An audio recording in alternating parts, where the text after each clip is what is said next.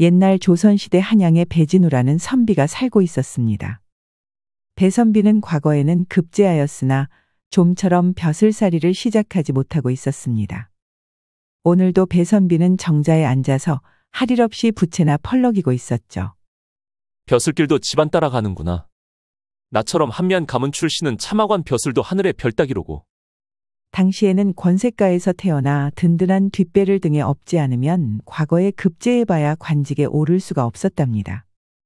자리가 날 때까지 세워라 내워라 기다리고 있어야 했지요. 그런데 한번 관직에 오른 양반들이 쉽게 자리를 빼겠습니까? 어림도 없는 소리죠. 너무 낙담하지 마시지요, 도련님. 저는 지금까지 살면서 도련님처럼 똘똘한 분은 본 적이 없습니다요. 기다리는 자에게 복이 온다는데 조만간 좋은 소식이 있을 겁니다. 이놈아, 아무리 그래도 그렇지 겨울을 몇 번이나 보냈는데 얼마나 더 넉넉고 있어야겠느냐? 감나무 아래에서 입 벌리고 언제 감이 떨어지나 기다리고 있는 꼴 아니냐? 복은 제 발로 굴러들어오지 않는 법이다. 배선비는 한탄하며 신경질적으로 부채를 펼쳤습니다. 날이 더운 것도 있었지만 속에 열불이 터져서 아무리 부채를 붙여도 더위가 가시지를 않았습니다. 그럼 어찌합니까요? 아니면 어디 산 좋고 물 좋은 곳으로 마실이나 한번 다녀오시는 것이 어떻습니까? 옛끼 이놈아. 내 아무리 논팽이처럼 있는 상황이라지만 아들 땐 도리로 탱자탱자 놀러 다닐 수 있겠느냐? 아이 참, 그게 다르면 다르고 귀에 걸면 귀걸이 코에 걸면 코걸이인 것 아니겠습니까? 저 같은 무식한 놈이 밖에 싸돌아다니면 그저 노는 것이겠지만 도련님처럼 명석한 분이면 그래, 이른바 견문을 쌓는 일 아닙니까? 그야말로 실전 공부이지요. 나도 내 녀석처럼 쌔바닥에 참기름을 듬뿍 바른 머슴은 본 적이 없구나. 그래, 그거 참 그럴듯하다. 실로 실학의 대가였던 영암 유득공 또한 전국을 유랑하며 천하의 견문을 넓히고 이를 바탕으로 발해고를 편찬하여 우리 한민족의 찬란한 역사를 낱낱이 밝혀내었으니 그 업적이 가히 후세의 길이 전할 만하도다. 배선비는 허허 웃으며 자리에서 일어났습니다. 때로는 아래 것들의 조언도 귀담아 들어야 하는 법이었습니다. 머슴인 장도리의 말은 확실히 맞는 말이었지요. 이봐라 장돌아. 짐을 꾸리거라. 어디 한번 우리 둘이서 조선팔도를 유랑해보자꾸나. 뭐라고쇼? 조선팔도 말입니까? 팔도는 좀 너무 많고 이도나 일도는 어떻습니까? 이놈아, 사내가 칼을 뽑았으면 애호박이든 수박이든 뭐든 썰어야 하지 않겠느냐? 그러면 저기 그 석찬이나 응수를 데려가는 것이 어떠십니까? 놈들이 더 건강하고 몸도 날렵니다요. 저는 거 뭐시냐? 요즘 허리가 아파서. 나는 너처럼 명석한 머슴이 퍽마음에 든다. 그럼. 장도리만 있으면 천군만마나 다름없지. 그러니 어서 짐이나 꾸리거라. 장도리는 변명을 주섬주섬 내뱉으며 어떻게든 빠져나가 보려 했지만 소용없었습니다. 결국 장도리는 죽을 상을 하며 꾸역꾸역 짐을 꾸리고 배선비와 함께 길을 떠났습니다. 땅이 꺼지라고 한숨을 내쉬는 장도리와 달리 배선비는 희망으로 잔뜩 들떠 있었습니다. 이번 여행으로 귀중한 가르침을 얻을 수도 있으니까 말이죠. 어쩌면 견문을 넓혀서 과거를 다시 보고 더 높은 점수를 획득해서 벼슬자리를 따낼 수도 있었습니다. 아니면 훌륭한 보고서를 작성하여 상부에 높은 고가를 올릴 수도 있겠지요. 그렇게 희망찬 배선비의 여행을 축복하듯 하늘의 태양도 쨍쨍 빛났습니다. 하지만 그런 들뜬 기분도 잠시였습니다. 배선비가 고을을 나와 굽이진 산길을 따라 걷고 나지막한 언덕을 몇 개쯤 넘었는데 갑자기 장대 같은 비가 쏟아지는 겁니다. 그렇습니다. 때마침 장마가 시작된 것이지요. 그럼에도 배선비는 멈추지 않았습니다. 아이고 도련님. 비가 너무 쏟아집니다. 이거 한 치 앞도 안 보이는데 너무 위험합니다요. 그냥 적당한 주막에서 하룻밤 묵고 내일 다시 길을 떠나는 게 낫지 않겠습니까? 이렵지추의 기세로 작금의 태양이 만천하를 뜨겁게 달구어 삼복의 더위가 극에 달하였으나 하늘이 시의적절하게도 서늘한 비를 내려주심에 천운을 만끽하지 않을 수 없구나. 이건 아무래도 좋은 징조다. 이참에 아예 저 강도 건너버리자꾸나. 어메, 이 비에 강을 건넌다굽쇼. 그건 정말 아니 됩니다. 보십시오. 강이 물에 넘쳐서 수위가 이만큼이나 올랐지 않습니까? 지금 같은 상황에서는 용왕님도 물에 쓸려 내려갑니다요. 장도리는 거칠게 흐르는 강물을 보며 얼굴이 헬쑥해졌습니다. 제정신 박힌 사람이라면 이런 날에 강을 건너는 미친 짓은 하지 않겠지요. 그러나 우리의 배선비는 막무가내였습니다. 뭘 이런 걸 가지고 그러느냐? 저기 튼튼한 돌다리가 있으니 저걸 건너면 되겠다. 돌다리야 튼튼하건대 저희가 돌다리만큼 튼튼하지는 않지 않습니까? 물살이 거세어서 자칫 잘못하면 비명행사합니다요. 으이구, 이 겁쟁이 녀석. 그래, 그러면 내가 먼저 갈 테니 너는 좀 이따 따라오려무나. 배선비는 등짐에 줄을 당겨서 단단하게 조이고 지팡이를 힘차게 짚었습니다. 장맛비로 물의 수위가 오르고 물살은 거세었지만 배선비가 보기에는 충분히 건널만 해 보였지요.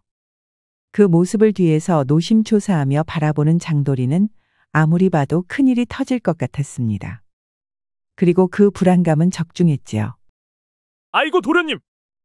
배선비가 다리의 중간쯤 건너는데 거세게 내려오는 강물살에 휩쓸렸습니다. 아타는 순간 중심을 잃고 난간을 휙가닥 넘어서 강에 빠지고 말았지요. 장도리는 비명을 지르며 배선비를 불렀으나 물에 빠진 배선비는 이미 저 멀리 떠밀려 가고 있었습니다. 물에 빠진 배선비는 천지가 뒤집히는 것 같았습니다. 속절없이 물살에 휩쓸려 내려갔습니다. 얼굴에 있는 구멍이란 구멍에는 모두 물이 들어왔고 아무리 두 팔을 휘저어도 잡히는 것이 없었습니다. 게다가 거센 물에 휩쓸리며 내려가다가 바위에 부딪히고 말았습니다. 결국 배선비는 의식을 잃고 정처 없이 떠내려갔습니다. 아이고 삭신이야. 여기가 천당이냐 지옥이냐. 시간이 얼마나 지났을까요? 배선비는 꼼짝없이 죽었다고 생각했죠. 그런데 눈을 떠보니 웬걸? 강하류의 자갈밭에 누워 있었습니다. 하지만 온몸에 힘이 하나도 없어서 손가락 하나 까딱할 수 없었습니다. 심지어 목소리도 나오지 않았습니다. 그때 한 그림자가 드리워졌습니다. 힘겹게 눈꺼풀을 들어 올려보니 아주 아리따운 여인네였지요. 가물가물하는 의식 속에서 갑자기 나타난 여인네는 선녀같이 보였습니다. 여인네는 배선비의 코 밑에 손가락을 대보며 숨을 쉬는지 확인하더니 뭐라 말을 걸었습니다. 하지만 배선비는 다시 정신을 잃고 말았습니다. 정신이 드십니까? 여기가 어디요? 댁은 누구시오? 배선비는 귀에 들려오는 여인의 목소리에 놀라서 몸을 일으켰습니다. 하지만 찌르는 듯한 격통에 신음을 흘리며 다시 드러누워야 했지요. 가슴과 허리에는 붕대가 감겨 있었습니다. 조심하셔요. 아무래도 강물에 빠졌다가 어딘가에 부딪혀서 늑골이 부러진 것 같으니까요. 저는 한유정이라고 하옵니다.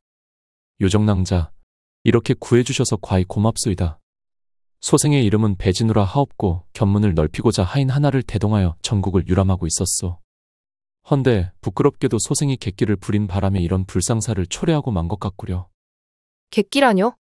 장마비가 심하던 날에 돌다리를 건너려고 했지. 어머, 설마 이틀 전 그날요? 그날 비가 정말 억수같이 내렸는데요. 목숨을 건진 것은 정말 천운이라고 밖에 할 수 없겠네요. 천운이라니 유정낭자가 목숨을 구해준 거지. 그대가 아니었으면 꼼짝없이 죽었을 거요. 아니에요. 그리고 낭자보다는 마님이라고 불러주셔요. 저도 나이가 나이인지라 낭자라고 불리니 나 부끄럽네요. 유정마님은 그러면서 수줍게 웃었습니다. 아, 그 수줍은 미소는 마치 봄날 핀 싱그러운 자두꽃과 닮았습니다. 배선비는 아리따운 유정마님의 미소에 잠시 고통을 잊을 수 있었습니다. 그렇구려. 그러면 바깥분은 지금 어디에 계시오? 남편은 유명을 달리한 지 몇 년이나 되었답니다. 아이고 그렇구려. 내 실례했소. 괜찮아요. 별로 괴념치 마셔요. 배선비는 조금 정신이 돌아오자 방 전체에 퍼진 짙은 한약재 냄새를 맡을 수 있었습니다. 보아하니 유정마님은 의원을 하는 듯했지요. 그러고 보니 배선비를 직접 치료한 사람도 유정마님이었습니다. 탕약도 직접 끓여서 배선비에게 처방하였죠. 마을에서 여인네 홀몸으로 의원을 하고 있는 거요? 의원이라기보다는 제 취미 같은 거랍니다. 생전병을 심하게 앓던 남편 수발을 들다 보니 어쭙잖게 익힌 지식이죠? 그래도 이 덕에 침을 놓거나 뜸을 뜨는 걸로 입에 풀칠을 하고 있답니다. 거참 다재다능한 분이시구려. 감복했습니다. 배선비는 감탄했습니다. 반면 유정마님은 부끄럽다며 얼굴을 붉혔습니다. 좀 더 휴식을 취하셔야 해요. 생각보다 상처가 크니까 절대 움직이지 마세요. 이거 미안해서 어떡하나. 미안하시면 하루빨리 나으셔야겠네요. 유정마님은 부드럽게 미소 지으며 편히 쉬라며 일어났습니다. 배선비는 긴장이 풀려서 유정마님이 방을 나가자마자 잠에 골아 떨어졌지요. 그렇지만 잠드는 의식 속에서도 유정마님의 아름다운 얼굴이 눈앞에 아른렸습니다. 배선비가 다시 눈을 떴을 때는 꼬박 하루가 지나 있었습니다. 아직도 갈비뼈가 욱신거렸지만 용케 움직일 수 있었지요. 배선비는 조심스럽게 일어났습니다. 그런데 밖에 인기척이 느껴졌습니다. 혹여 손님일 수도 있어 배선비는 장지문을 살짝 열어서 바깥을 살펴보았습니다.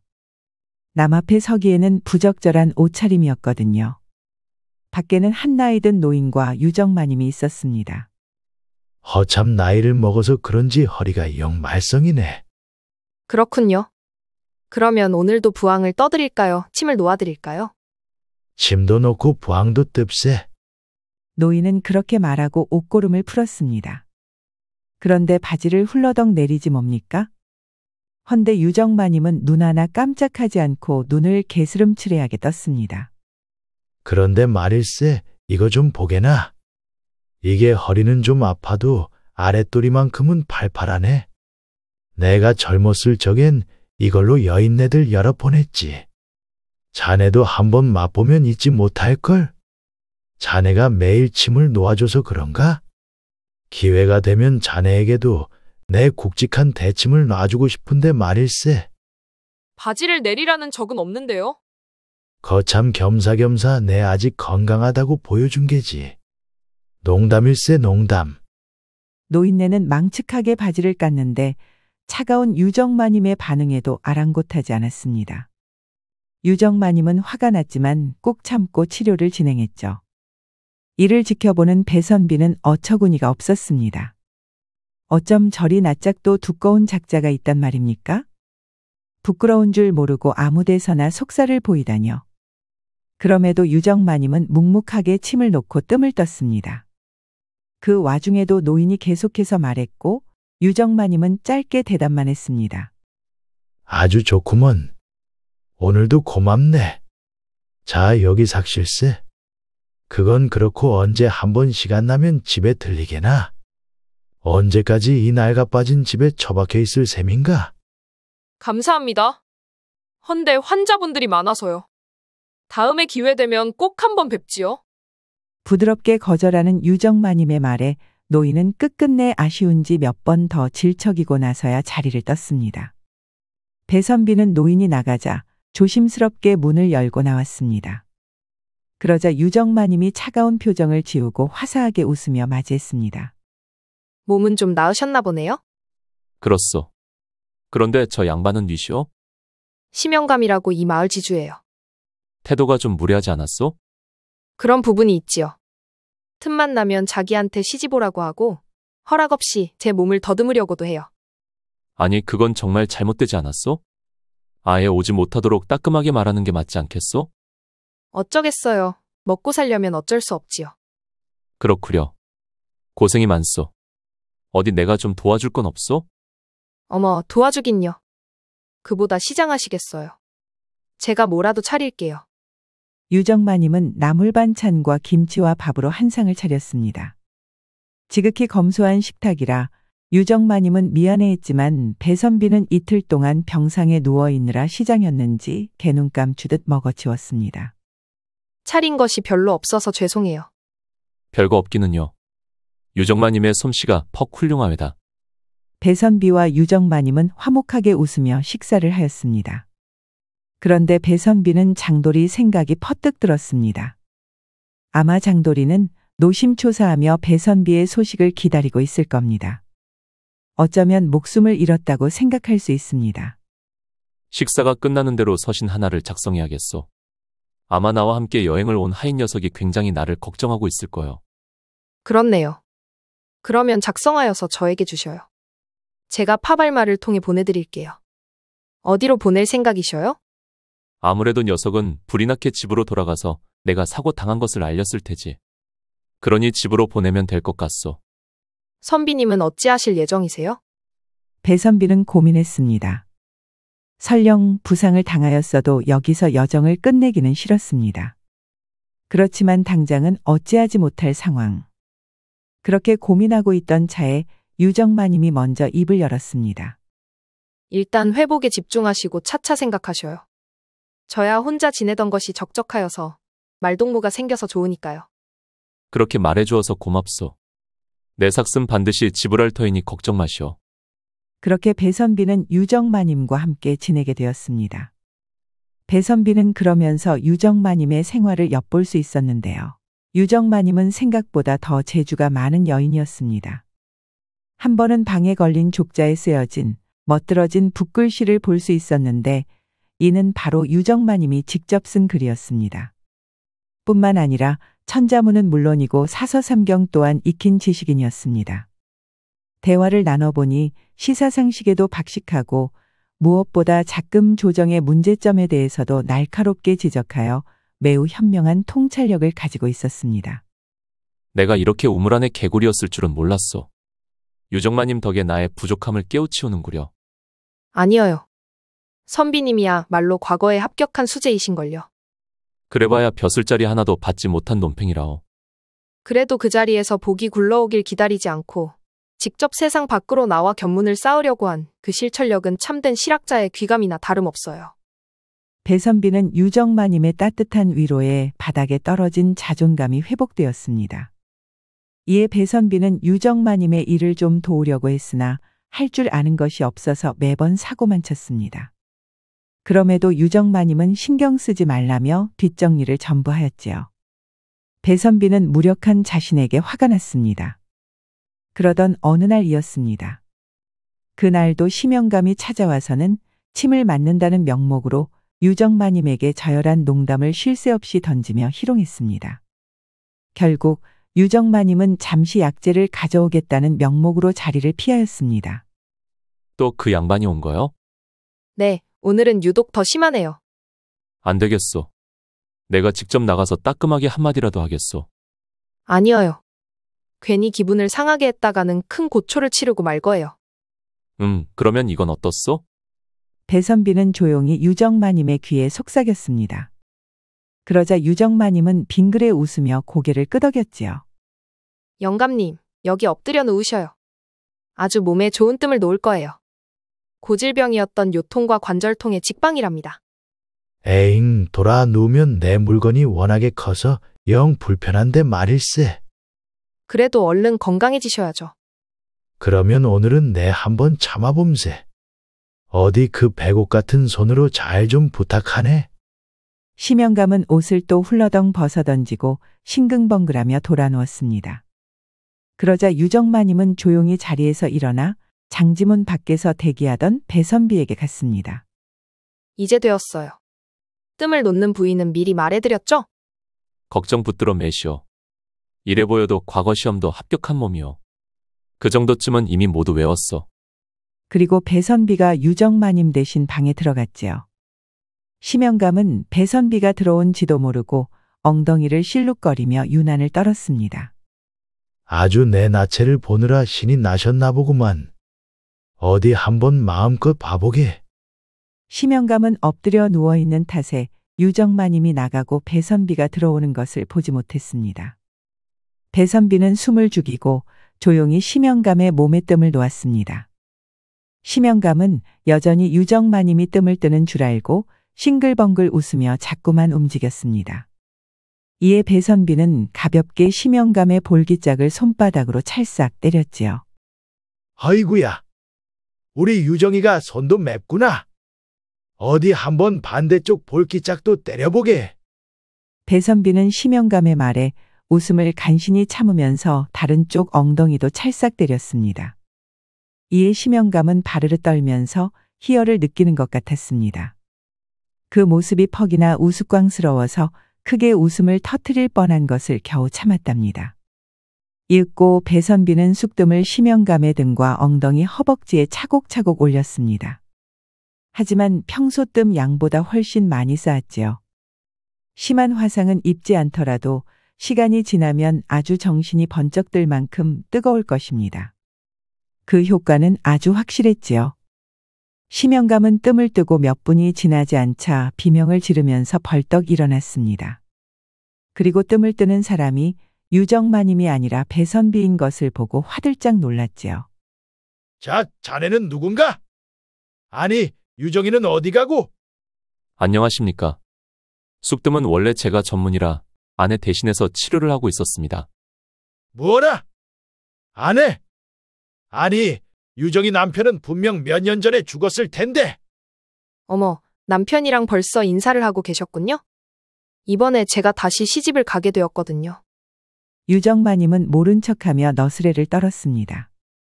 어안이 벙벙해진 심영감은 무어라 말을 하지 못하고 입만 뻐끔거렸지요.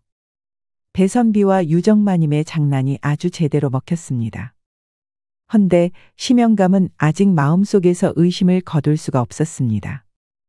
허참 갑자기 없던 남편이 하늘에서 뚝 하고 떨어지기라도 했는감. 아유, 남녀의 정이 어찌 계획된 대로만 이뤄지나요? 그래도 너무 갑작스러운데. 그것보다 뜸을 마저 떠야 하니 다시 누우시죠, 어르신. 뭐 알겠네. 그런데 좀 덜 뜨겁게 좀 하게. 나 원 산채로 불고기라도 만들 생각인가? 심영감은 투덜거리며 다시 누웠습니다. 이제 유정마님에게 남편이 생겼으니 더 들이대보지도 못하겠다는 생각이 들었지요. 하지만 뜸을 다 뜨고 집으로 돌아가는 심영감은 여전히 믿겨지지 않았습니다. 아무렴 그래도 그렇지 이렇게 갑자기 남편이 생긴다고? 혼례를 올렸다는 소식도 듣지 못했는데 말입니다. 이에 심영감은 집으로 돌아가자마자 여종인 정옥이를 불렀습니다. 이봐라, 너 저기 한의원 노릇하는 유정대가 알고 있느냐? 예, 나으리. 십수년 전에 남편을 잃고 과부가 된 그 미인 처자 말이죠. 그래, 헌데 오늘 가보니까 글쎄 남편이 있지 뭐더냐? 죽었던 남편이 뭐 다시 돌아왔다고쇼.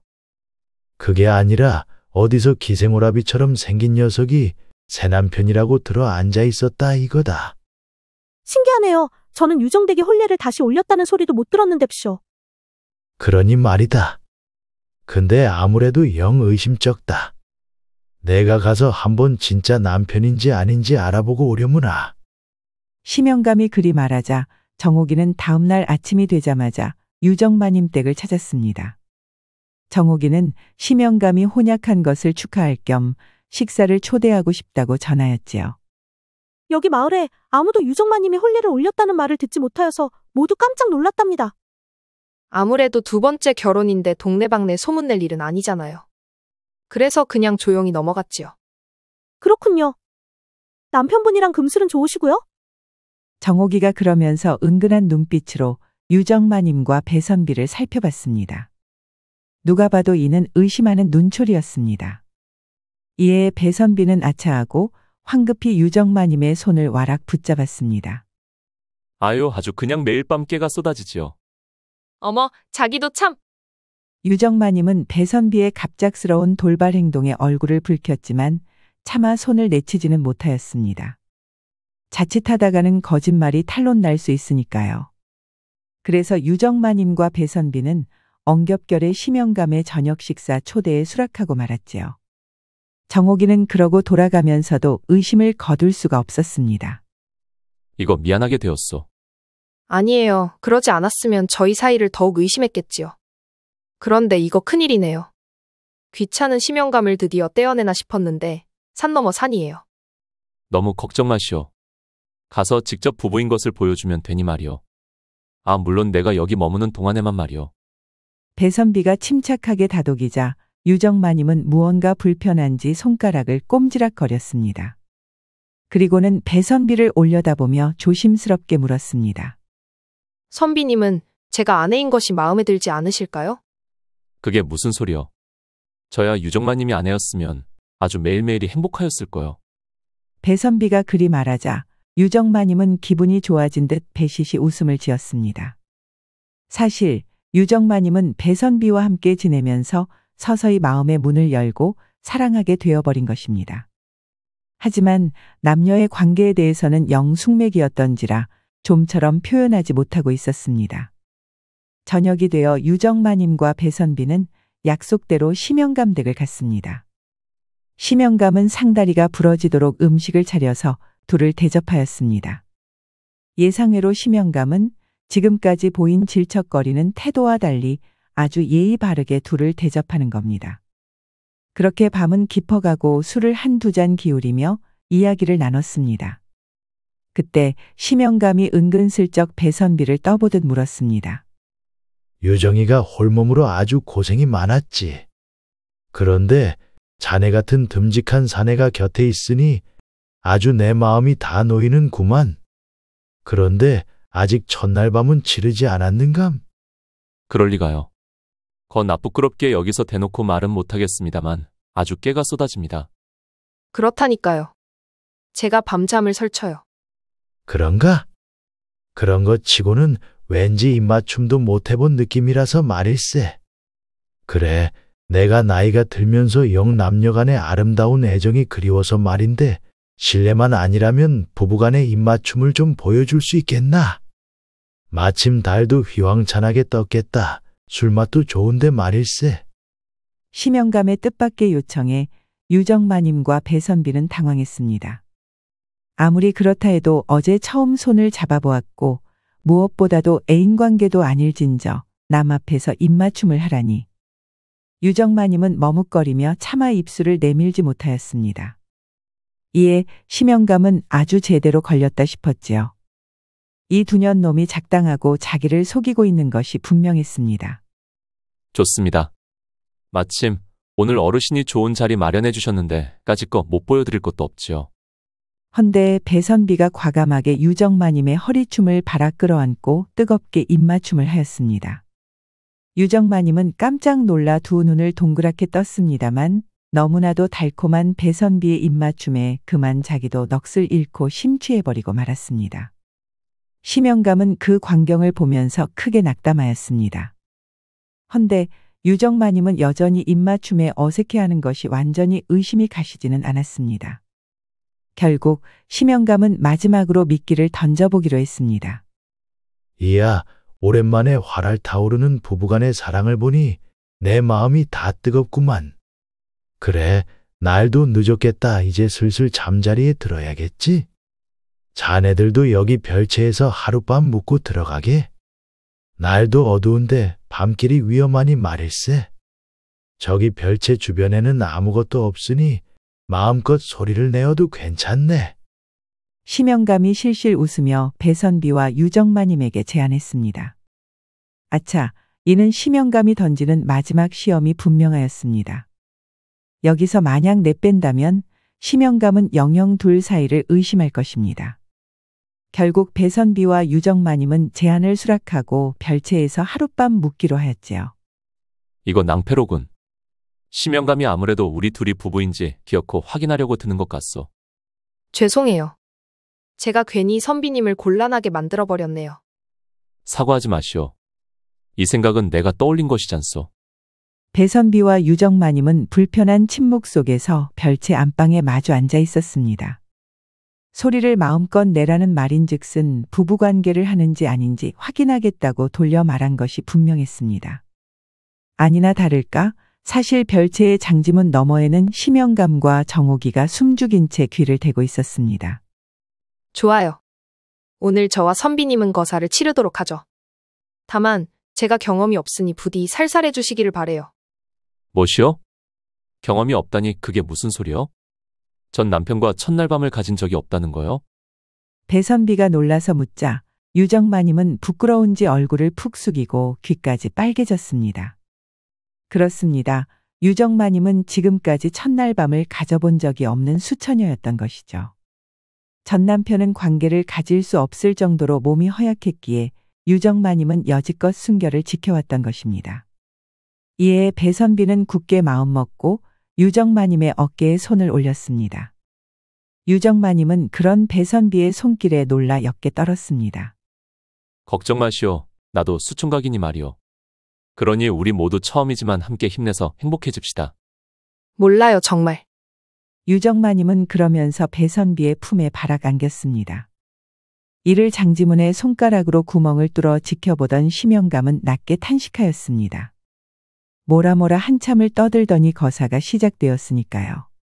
아이고 저놈 저거 얼굴은 기생오라비인 것이 아랫도리는 정말 괴물 같은 것을 달고 있구나.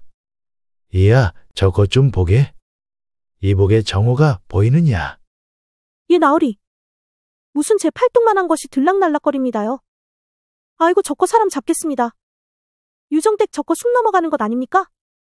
둘은 별채가 떠나가라 거창하게 소리를 내며 황홀한 시간을 보내고 있었습니다. 이를 지켜보는 심영감은 결국 인정할 수밖에 없었지요. 정말이지 누구보다도 금슬 좋은 부부가 따로 없었습니다. 유정마님은 그날 밤하늘에 뜬 수많은 별들을 보았습니다. 정말 이러다가 죽는 것이 아닐까 싶을 정도였습니다. 한순간에 극락을 수어 번 오가서야 다음날 해가 떴답니다. 별채에서 나는 소리가 어찌나 거창하였는지 이 소문은 삽시간에 마을에 퍼졌답니다. 이후 배선비는 무사히 고향으로 돌아갔고 정말로 유정마님과 혼약을 맺어서 부부의 연을 잇게 되었습니다. 그것뿐만이 아닙니다. 유정마님의 가르침에 배선비는 눈이 튀었는지 두 번째 과거 시험을 보아서 이번에는 수석으로 합격하여 벼슬자리도 받을 수 있었습니다. 그야말로 겹겹상가 아닐 수 없었네요. 배선비와 유정마님은 그렇게 행복하게 오래오래 깨가 아주 쏟아져서 넘치도록 살았답니다. 이심전심이었던 배선비와 유정마님은 결국 이렇게 행복한 결말을 맞이하게 되었습니다. 사람 인생사 세옹지마라고 나쁜 일만 있으라는 법은 없네요. 우리 모두 좌절하지 말고 배선비처럼 항상 긍정적으로 미래를 개척해야겠습니다. 우리 이야기가 여러분들에게 조금이나마 재미를 선사할 수 있기를 바랍니다. 다른 재미있는 영상도 많으니 즐겁게 봐주세요. 그럼 여러분 모두 행복하고 즐거운 시간 되세요.